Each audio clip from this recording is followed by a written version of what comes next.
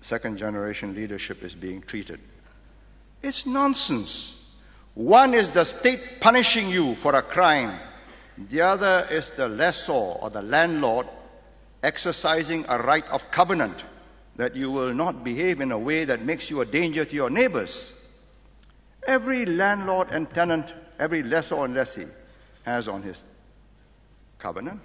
If you use it as a common gaming house, or if you conduct it as a bawdy house or a brothel or a disorderly way, I can possess it, repossess. And the fact that you're being convicted means I need bring no proof at all. It's already solved by the courts. I take repossession. Where is the double penalty? Yet I read in the newspapers people writing, mostly anonymously, saying, we are now sophisticated. We are educated, we are sophisticated. You know, the first thing about sophisticated people is they never refer to themselves as sophisticated. That you claim you are sophisticated shows what a country bumpkin you are. And I say without the slightest remorse that we wouldn't be here, we would not have made the economic progress if we had not intervened on very personal matters. Who your neighbor is, how you live, the noise you make, how you spit or where you spit, or what language you use. Had we not done that and done it effectively, we would not be here today. It was fundamental social and cultural changes that brought us here. And now, the most difficult part is how to manage this transition.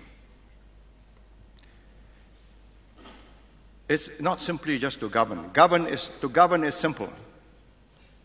But to let the second generation govern is very difficult. It's very delicate. Because if it goes wrong, I'm still responsible. If the ball gets shot into the goal, I'm the goalkeeper. And there's one basic difference between the first and the second generation, which is obvious to everybody. The first generation, we decide what is right. Never mind what the people think. That's another problem. We know what we have to do, which is necessary for the people's survival. Then we set out to persuade the people to accept it. Whether it's against spitting, whether it's to adopt English as a working language, whether it is to give up Mandarin, whether it's to give up the old mosque and build new mosques, transfer into new towns and live with your neighbors who are not Malays and not Muslims. We set out to persuade people to our point of view. The second generation, they are slightly different. First, there are now such things as taking a poll. So you say, oh, do you know what people say? Feedback says so and so. When I read a feedback, I say, oh, is that so? That means I must explain further and get the message across. But in America, it's worked out to such a fine art that you remain popular by following popular will. So, what's the latest? Oh, so many percent are against this. Oh, in that case, I'm against it too. Mr. Reagan is the most popular president for probably since Franklin Delano Roosevelt. That's 1946-45. He doesn't dare cut Social Security, pensions, Medicare, Medicaid. Because if he touches that, there's going to be a howl of pain. And yet they know that it's heading for bankruptcy. The fund must go bankrupt unless more subscriptions are paid. And there'll be less and less young workers to pay for more and more old workers. Then what happens is that's not my problem. We leave that till the year 2000. Well, another president will worry about that. And that's the difference between the PAP and where the second generation is equal to the first generation. I take heart because I have not pushed them on this. I said, you do. You know the problem. I say they have some similarities in key attributes: integrity, commitment, and a willingness to go for what is right and not what is popular. It's difficult because they have different skills in persuading.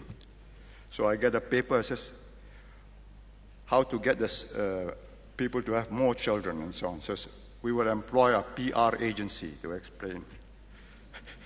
I said, well, this is new. So we'll have half-minute or 30-minute shots. I suppose you can think up new slogans. At least 2. Better 3. 4 if you can afford it.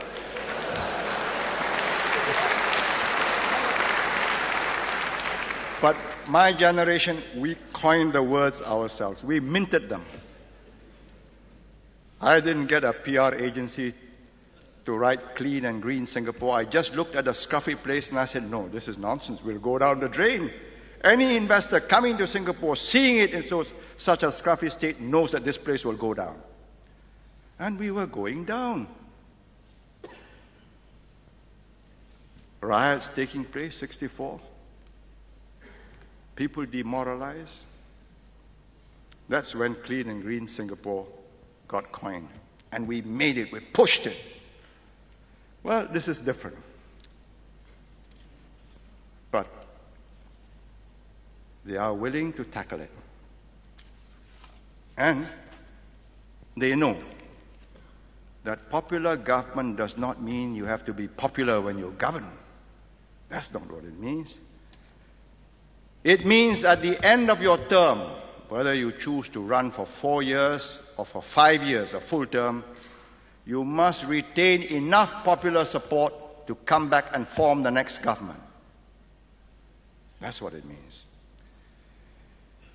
But of course, you can work yourself into a situation where every straw poll will decide policy. That's fortunately not going to happen. And I think, in part, because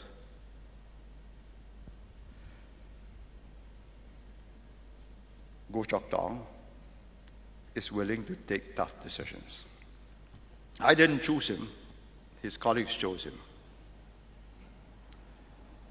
His problem is how to sell the tough decisions.